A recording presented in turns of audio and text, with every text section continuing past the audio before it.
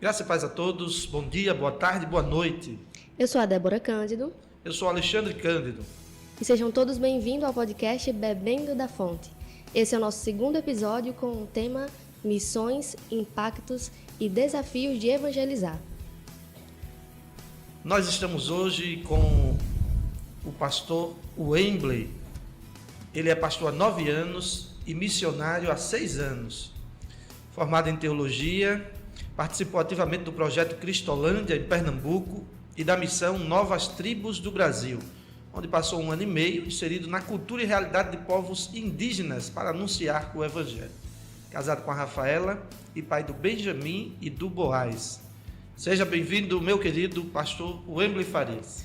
Eu que agradeço pelo convite, a Débora, ao pastor Alexandre e a todos que nesse momento estão nos escutando. É um privilégio poder partilhar com vocês desse momento. Meu querido, nós vamos dar continuidade a esse bate-papo, vai ser um bate-papo bem legal, perguntando ao Amado o seguinte: como foi que o Amado se envolveu com missões e qual foi o momento em que colocou em prática esse chamado missionário? Tá, pergunta um tanto quanto pertinente, precisar contar o contexto de um modo geral. Uma família é composta por católicos, apostólicos romanos, espíritas, testemunha de Jeová, e eu não tinha uma solidez no Evangelho. Na verdade, tinha muita dificuldade sobre crer em Deus e como Deus era. Então, uma certa noite, acho que com 13 para 14 anos de idade, eu, após chegar do trabalho, trabalhava na marcenaria com o meu avô, entrei numa certa crise de adolescente e eu me prostrei de joelho e comecei a orar perguntando a Deus qual seria o caminho, o que é que eu deveria fazer para segui-lo e se ele de fato era real, que ele se apresentasse para mim. Sei que experiência não é doutrina, nem todos terão experiências místicas, misteriosas, até mesmo porque o Evangelho ultrapassa tudo isso. Mas lembro que nessa noite eu fui dormir chorando copiosamente. No dia posterior, uma missionária foi lá em casa e disse: olha, ontem à noite eu estava conversando com Deus, estamos trocando de campo missionário e Deus disse que antes de a gente ir para o novo campo, viesse aqui falar para você qual caminho você deveria seguir. Ela me apresentou Jesus Cristo como o único caminho que nos conduz a Deus, a única verdade que dissipa, desfaz as trevas provocadas pelo pecado e a única vida. E naquele momento eu entreguei minha vida a Jesus. E naquele mesmo momento que eu entreguei minha vida a Jesus, eu comecei a pensar: então meus amigos, os meus familiares que não têm a Cristo vão para o inferno. Então eu preciso anunciar Cristo, esse Cristo que eu conheci hoje, para as outras pessoas. Então no meu momento, assim, que eu fui selado, que eu criei no Evangelho, ali já começou a quietude, a inquietação de anunciar o Evangelho para outras pessoas. Só que ao decorrer dos anos, Deus foi confirmando. Mas para mim o marco foi na convenção mesmo, no momento que eu me converti. Pastor, e a gente está falando aqui do momento da sua conversão, do seu chamado mesmo para ser um missionário, mas é importante também entender o que é fazer missões. Então vamos explicar isso para as pessoas que, por exemplo, não conhecem. Maravilha. Fazer missão, vou falar no singular, é nada mais do que cumprir a vontade de Deus. É estar alinhado com aquilo que Deus deseja. Se a gente parar para observar de um modo assim panorâmico, missão brota do coração de Deus. A Bíblia diz, na prédica de Paulo, que Deus, antes da fundação do mundo, preparou o plano da salvação. Então, partiu do próprio Deus o anseio de nos salvar. Além de missão brotar do coração de Deus, é o amor de Deus que sustenta a missão. Como diz João 3,16, porque Deus amou o mundo de tal maneira que Ele deu o seu único Filho. E a missão é proclamar Cristo. Então, o que é fazer missão, a não ser cumprir a vontade de Deus? E aí nós temos a grande comissão, Mateus 28, estar alinhado com a vontade de Deus. Não dá para desassociar um cristão piedoso, verdadeiro, desassociado da obra missionária. Então, fazer missão é cumprir a vontade de Deus, é estar alinhado com a vontade de Deus, tendo ciência que missão brota dele e é ele que sustenta a missão. Nós somos privilegiados, na verdade, de sermos inseridos nessa missão. Coisa boa que nos dá para entender é que ser cristão é um convite a ser um missionário. Diante disso, pastor, o que é ser missionário na visão da Igreja Batista? Como é que isso acontece, se dá na prática? Muito bom. Nós temos a vocação inicial, que os reformadores do século XVI defendem que é a vocação para ser crente. E Jesus subiu ao monte e chamou 12 para que estivessem com ele. A vocação inicial é para eu ter um contato com Cristo. Ele não iria me enviar para um campo missionário para eu alcançar os meus amigos, familiares e pessoas distantes sem antes ele me alcançar. Então eu sou o alvo primário de Deus. Então a vocação inicial é para que eu possa ter esse contato com ele. Mas após esse contato nós temos a vocação secreta, que é quando Deus secretamente fala ao nosso coração que tem uma obra específica. Lembram-se de Paulo, no caso Saulo, caminho de Damasco, com carta de autorização para perseguir os cristãos, e ali o Senhor disse, olha, eu tenho uma obra para você. Ali a vocação secreta é Deus falando secretamente para aquela pessoa que ele já alcançou intimamente, que tem uma missão para ele. E isso há um desdobramento. A Igreja Batista, ela acompanha esse vocacionado.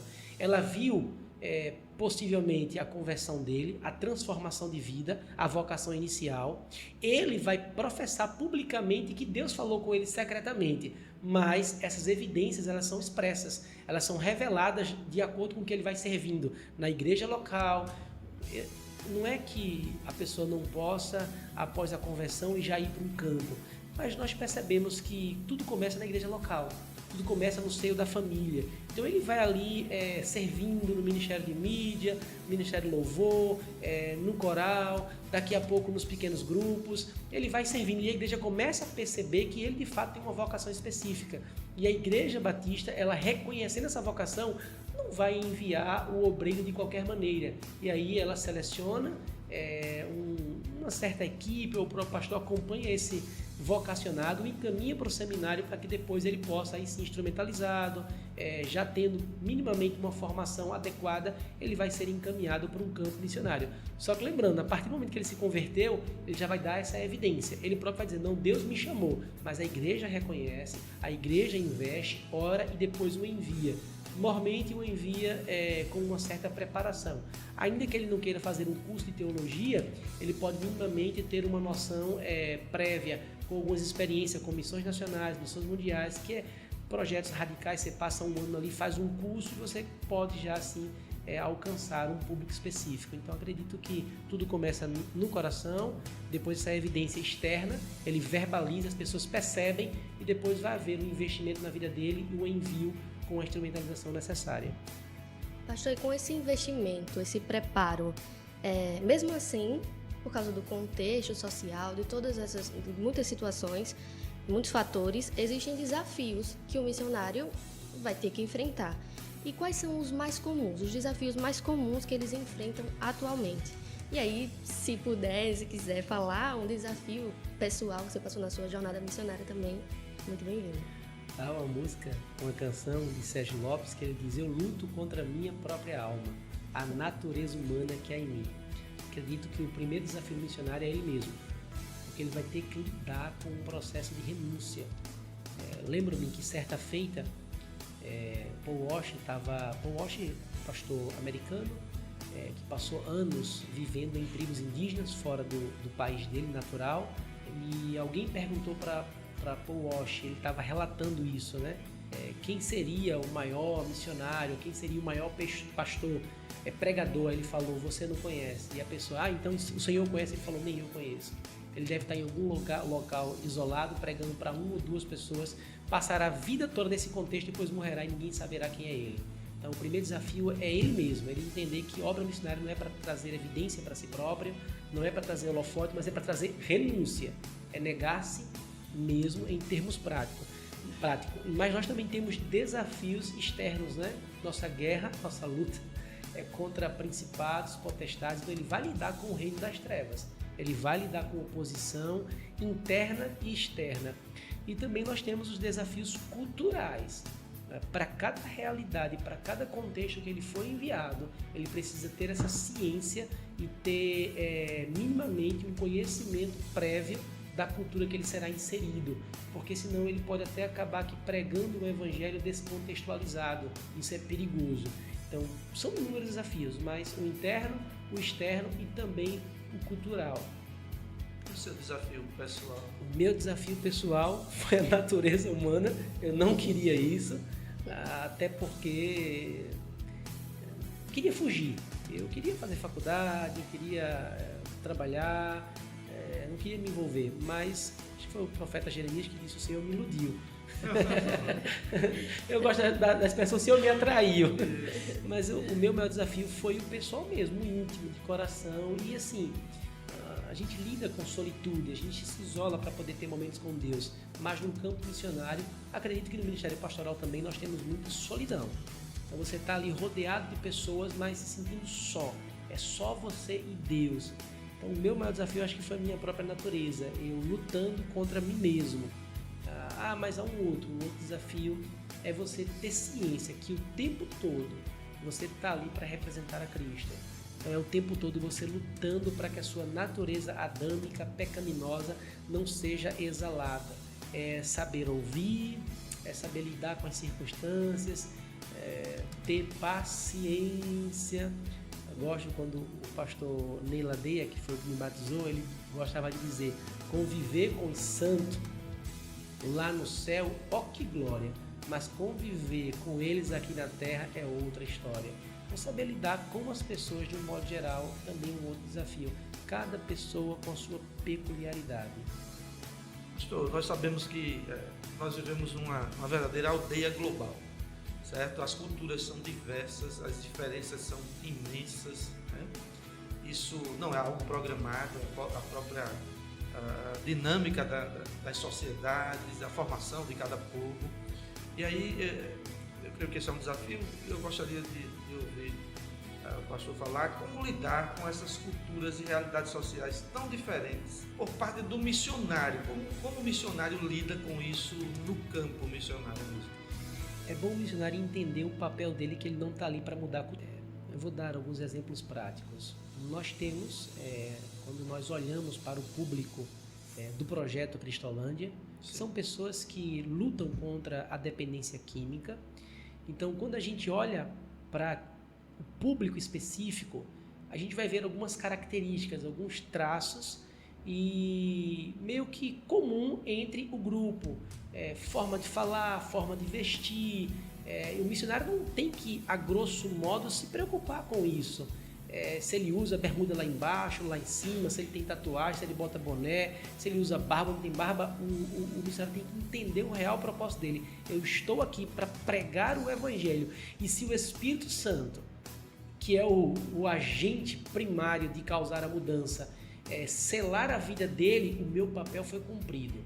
Agora, obviamente, dizer para vocês que um missionário em um campo ele não pode causar alteração cultural seria mentira. Ele pode causar alteração cultural, até porque algumas posturas culturais são pecaminosas. Estas posturas serão transformadas não porque o missionário vai transformar, mas por causa do evangelho que ele está pregando. As pessoas, quando se convertem, elas percebem que é uma prática pecaminosa e elas largam aquela prática, mas não por causa do missionário, mas por causa do poder do evangelho.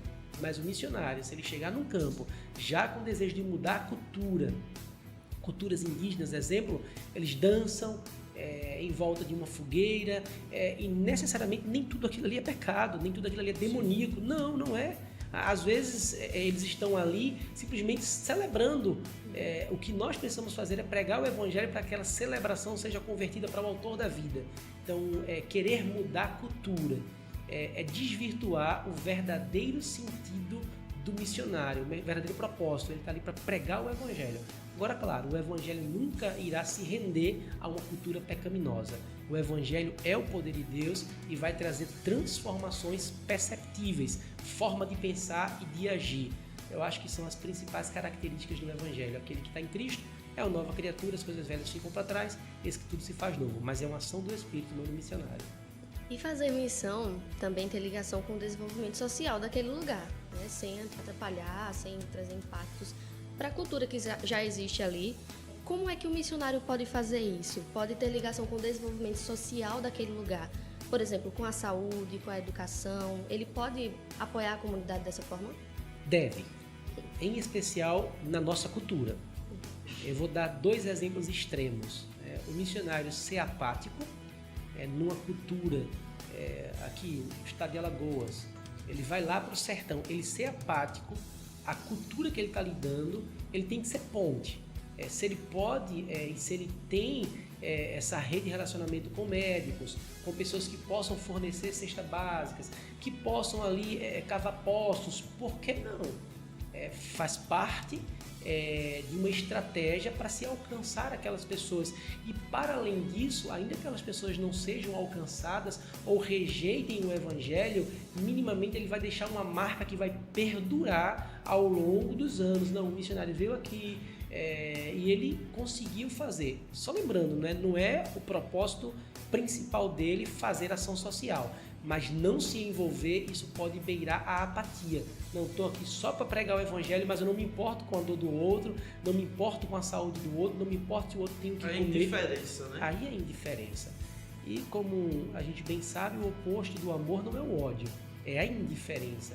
Nós temos a parábola do bom samaritano, que o sacerdote e o levita, ambos representantes do templo, passaram de largo, foram indiferentes àquela situação. Então o missionário, ele sim deve se envolver com a educação, com a saúde. É meio que natural ele fazer isso, até porque ele vai ser referência. Agora, o outro extremo que eu vou citar são extremo em povos isolados. Há um lema que você não pode tirar algo de uma cultura se você não pode substituir.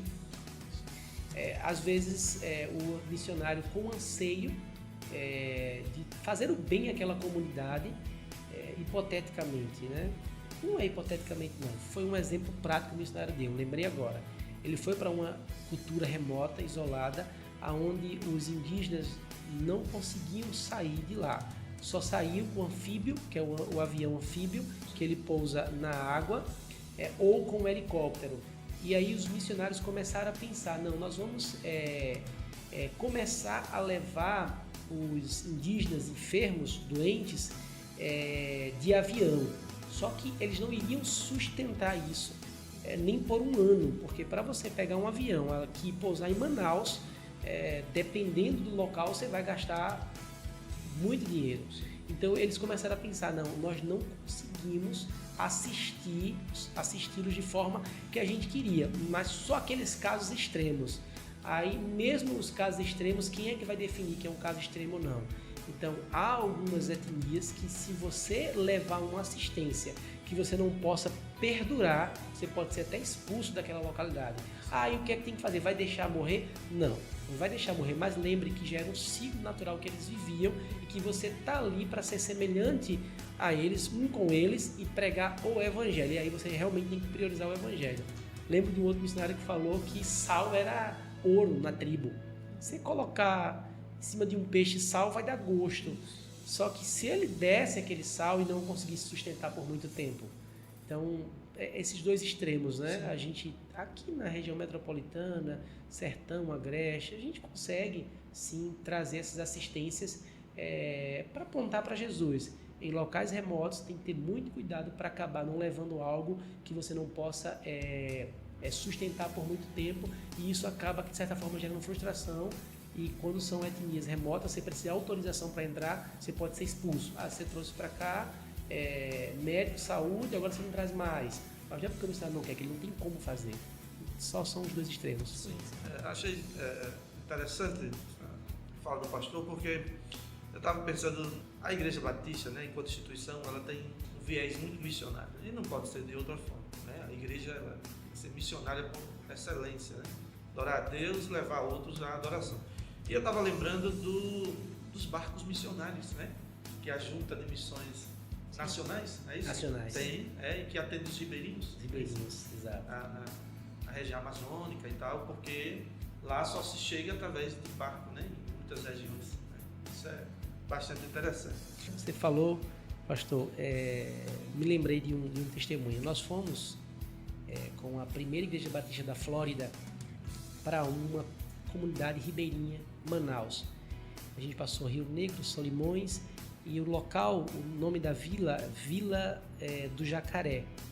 E lá tem um casal com um projeto social maravilhoso, assistindo crianças, trazendo educação, saúde, tecnologia, mas sobretudo o Evangelho. São ferramentas que Deus nos dá para que possamos pregar o Evangelho. O principal objetivo sempre vai ser esse, anunciar a Cristo.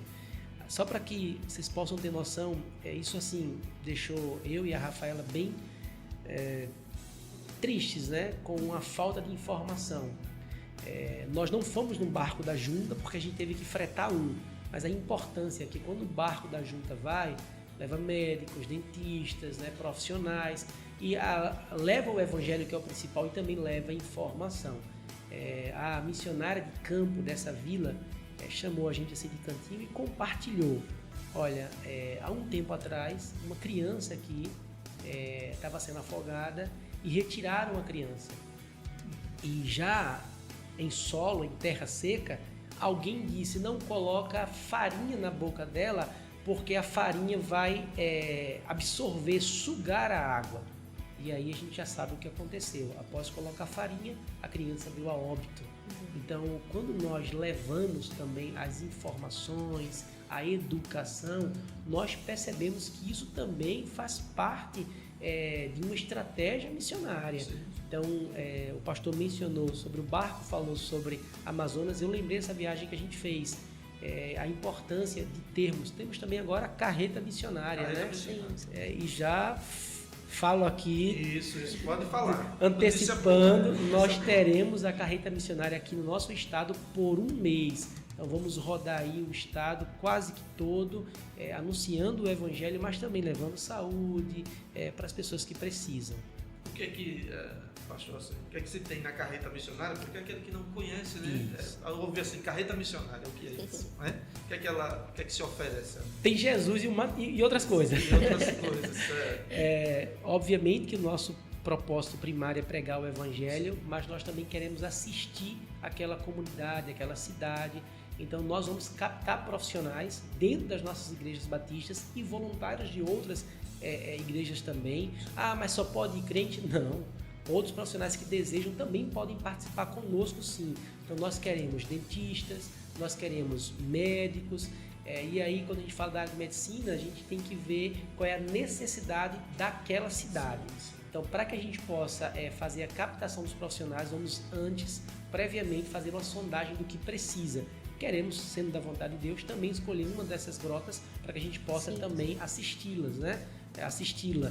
Então, basicamente, são os profissionais da área de saúde que a gente mais precisa, dentista, queremos ver psicólogos também, quem sabe algum tipo de assistência jurídica. Então, a gente primeiro precisa construir, tomando como base o que aquela comunidade precisa. Então, basicamente, teremos a nossa carreta possivelmente mês 8. Ainda estamos fechando em relação à data. Pastor, o missionário ele tem grandes experiências, né? Inevitavelmente ele vai para o campo missionário e lá ele tem experiências. E eu gostaria que você falasse aqui para a gente uma experiência. Você acabou de chegar, né, de um ambiente assim, de preparação missionária, tudo isso. Eu gostaria que você contasse uma experiência que te marcou nesse campo agora, certo? Que mais marcou ao amado, a sua família. Se pudesse compartilhar conosco, é muito bom.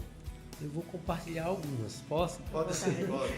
Eu vou compartilhar uma do Projeto Cristolândia. Quando eu estava conversando com a Débora, antes de a gente iniciarmos o programa, o podcast, e aí veio essa experiência na minha mente. Certa vez a gente fez um culto evangelístico na comunidade Vila Esperança, nos Butrins, lá em Olinda. É uma favela, uma comunidade. E aí nós montamos uma pequena estrutura, caixa de som, projetor, e a gente estava fazendo aquele culto ao lado, literalmente ao lado de uma biqueira, boca de fumo, onde ali nós tínhamos a presença de alguns traficantes. E após a gente pregar o evangelho, e aqui é por causa do evangelho, não tem a ver com quem estava pregando, embora tenha sido uma ferramenta nas mãos de Deus, após o culto a gente não fez uma apelação, a gente fez um convite. Quem desejava entregar a vida a Jesus? E por incrível que pareça, um dos traficantes levanta, ainda com drogas nas mãos, e diz: eu quero entregar a vida a Jesus. E ali ele pegou as drogas e me entregou. Nós oramos com ele. Eu não podia ficar com aquelas drogas porque possivelmente o traficante iria me buscar, porque eu peguei as drogas dele. Ele disse: olha, devolva o traficante e diga que você entregou sua vida a Jesus. Então, o poder do evangelho para transformar naquela realidade, naquela condição, naquela situação, aquele cidadão entregou a vida a Cristo Jesus. Dali para frente nós não conseguimos ter contato com ele, até porque quando você às vezes tem que largar, abrir mão de um contexto como esse, você às vezes precisa sair do local, mudar, não pode ficar lá, dependendo do contexto. Então essa foi a experiência urbana, né? Agora nós passamos cerca de 1 ano e meio em um treinamento da Missão Novas Tribos do Brasil, que tem parceria com missões nacionais e com missões mundiais, para alcançar povos isolados, em especial povos indígenas. E nesse treinamento nós tivemos experiências de viver, de passar quase 1 mês dentro da mata fechada, comendo o que a gente tinha levado, tendo que guardar, dividir e comer aquilo que é o necessário, tendo que tomar água do rio que estava passando, e tudo isso para a gente é muito novo, né? Então, nesse tempo que a gente passou na mata, quase 30 dias, uma coisa que Deus foi ministrando muito no nosso coração foi a dependência dele, confiar nele que ele nos supre. Pode parecer hilário, mas nós levamos 5 galinhas, 4 galinhas e 1 galo, e contando já os dias. E a última galinha era o nosso último almoço, ela fugiu. Se agora não foi a fuga da galinha, mas a gente tentou achar essa galinha e Deus usou Benjamim para encontrar a galinha. E mais uma vez Deus falou, dependência. Então, embora a gente tenha o nosso mantimento, quando você vai para uma etnia isolada, para uma etnia remota, até o seu alimento você começa a entender, rapaz, ainda que eu tenha esse alimento aqui, se não for o Senhor, não dá. Mas assim, as experiências mais marcantes não foram essas, tá? Eu estou contando só para ver como é que gera nosso coração. À noite, a mata fala. Você escuta sons que você na cidade não escuta. É sapo que chora semelhante a bebê. Você não sabe se é uma criança chorando ou se é o sapo. Inúmeros carrapatos que caem de cima das árvores, que os macacos ficam em cima e ficam nas crianças. Todo dia tem que fazer todo o processo, né? O próprio organismo para poder aceitar a água, não é a nossa cultura, não é o nosso contexto, né? Mas das experiências mais marcantes, a principal foi entregar o Novo Testamento para uma etnia na Bolívia que nunca teve contato com Bíblia. É óbvio que a nossa família não participou do processo de tradução, até porque uma equipe, se não me falha a memória, há quase 70 anos já estava fazendo esse trabalho. E a irmã, a missionária, eu não vou chutar o nome dela, mas eu estou achando que é Débora, depois eu vou procurar saber o nome. Ela disse, Deus, ela foi acometida com câncer, ela fez uma oração, Deus, só me leve quando eu terminar Apocalipse. Quando ela terminou Apocalipse, Deus a levou para as mansões celestiais. E no dia da entrega, nós tivemos esse privilégio. Nós fomos lá na etnia Pacas Novas, na Bolívia, que por sinal também é uma rota de tráfico. E quando eu cheguei nessa etnia, tudo novo para mim. Você lida com questões bem distintas, coisas que você nunca viu, você começa a ver quando você entra na tribo. Então, o primeiro impacto que eu tive foi chegar no meio de uma mata fechada e você descobrir que naquela mata tem 33 igrejas e 33 pastores, todos da própria etnia, anunciando o evangelho do reino. Você começa a lembrar, Jesus está voltando. São os autóctones, né? Num lugar, exatamente, num lugar isolado como esse, 33 igrejas, obviamente que não são as 33 no mesmo local, sim, nas tribos espalhadas dentro das matas, né, da mata. E aí, essa foi a parte mais marcante, a gente desceu as caixas com os exemplares do Novo Testamento e entregamos aos indígenas. Eles pegaram aquelas caixas, colocaram nos ombros e eles fizeram um círculo. Como eu havia dito, nem tudo é idolatria, nem tudo é pecado, é um hábito deles agradecer daquela maneira. Fizeram um círculo, só que eles passaram mais de 1 hora com aquelas caixas pesadas nos ombros, arrodeando e cantando. O nosso Deus fala a nossa língua. Nós temos agora a Bíblia na nossa língua. Então, assim, cabe aqui um uma reflexão quando nós valorizamos a Bíblia que nós temos hoje. O que custou para ela chegar até nós? Custou sangue. Primeiro o sangue do Cordeiro e depois o sangue derramado por aqueles homens e mulheres que foram martirizados em prol do Evangelho. Então, para mim, marcou o quão foi assim sublime eu ver a alegria de uma etnia. Eu só tinha visto isso em vídeo. Isso. Quando chegava na Ásia, exemplares da Bíblia, né? Tem um vídeo que todo mundo viu, o povo abrindo as caixas, correndo, mas eu estava ali vendo, eu fiquei em choque. Disse, meu Deus, olha aí a tua palavra chegando. Essa experiência foi na Bolívia, tive uma outra experiência no Paraguai, lá ele já tem Antigo e Novo Testamento, mas foi uma experiência de unidade. Uma tribo chamada Paim, nasalizada mesmo, Paim, e nessa tribo a gente fez um jantar. A gente conseguiu comprar algumas galinhas, macaxeira, e naquele jantar a gente pensava assim, rapaz, tem pouca comida para muita gente. E o que me chamou a atenção foi o modo como eles pensavam no outro. Então deu para todos comerem, e comeram bem, mas sempre um pensando no outro. E no final fizemos um culto. No culto tinha uma criança com uma garrafinha de suco. E no meio do culto elas foram para o corredor. O culto é diferente do nosso, não fica ninguém lá no altar, todos sentados, e um sugere uma música, outro sugere outra. O missionário só vai lá à frente quando vai lecionar, quando vai ensinar. Bem espontâneo. Isso, bem espontâneo. E aí as crianças lá, e eu vi duas crianças.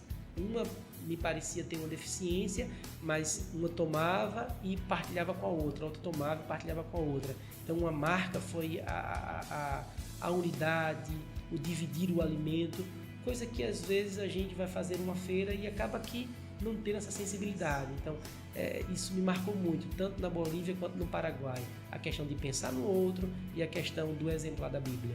Meus queridos, esta foi a primeira parte deste episódio muito especial com a presença do pastor Wembley Farias, falando das suas experiências missionárias e dessa coluna fundamental no Evangelho de Jesus, que é a obra missionária. Nós teremos a segunda parte deste episódio especial, de hoje a 15 dias, onde estaremos mais uma vez com o nosso podcast da Igreja Batista de Bebedouro.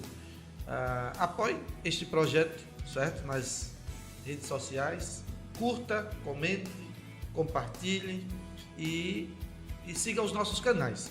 No YouTube, Igreja Batista de Bebedouro ou IB Bebedouro. E no Spotify, você vai pesquisar lá, podcast Bebendo da Fonte. Até a próxima e Deus abençoe a todos.